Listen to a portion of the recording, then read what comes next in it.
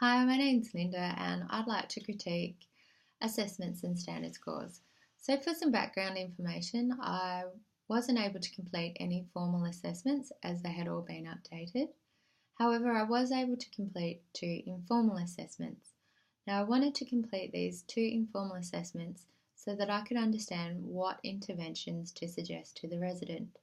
In the physical aspect of the person using the CMOPE, she wasn't ambulating and she was experiencing pain in her lower back from her osteoarthritis. In the institutional aspect of the person, she had become a two-person transfer, which meant that the hoist had to be used.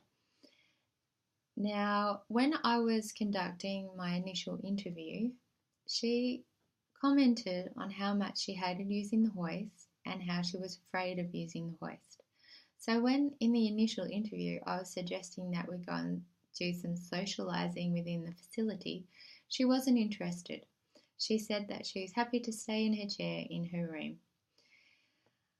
Now with the first assessment, I tried to complete a brief pain inventory scale. However, cognitive barriers of her comprehending what was being spoken about meant that I couldn't complete it.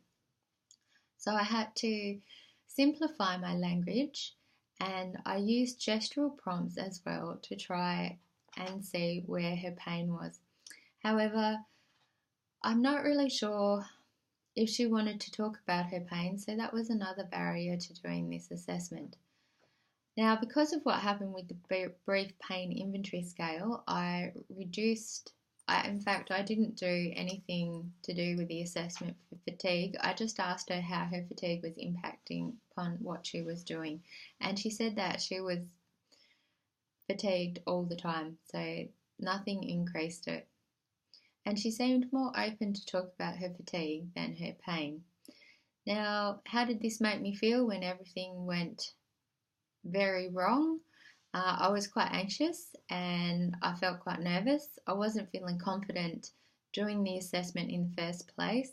And then when it all went wrong, I was feeling quite stressed because I had to really think on my feet about what the what the information from the assessment I wanted, and try and convey that to her in a really simple way.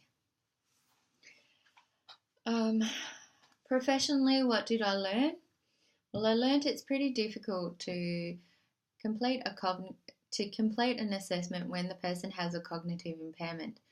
Now, it also made me realise that I need to understand when to stop the assessment, and I think that's something I'll need to discuss with the occupational therapist next year on my placement. And I also need to understand how to simplify my language without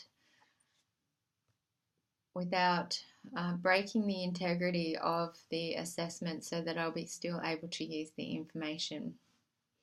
My planned action for next year is to go and observe my fourth year placement OT supervisor performing at least 4 assessments, and ask them how they do it when it doesn't go to plan and when they know when to stop.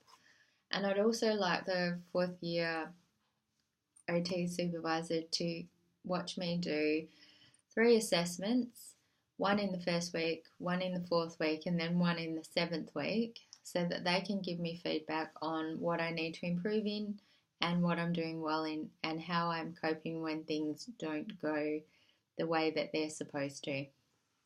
I'd also like to be able to find out what assessments I'll be using in each setting, and go to the resource library and get those assessments out and perform them, so that I am very familiar with everything to do with those assessments, because that will make me feel more confident and competent.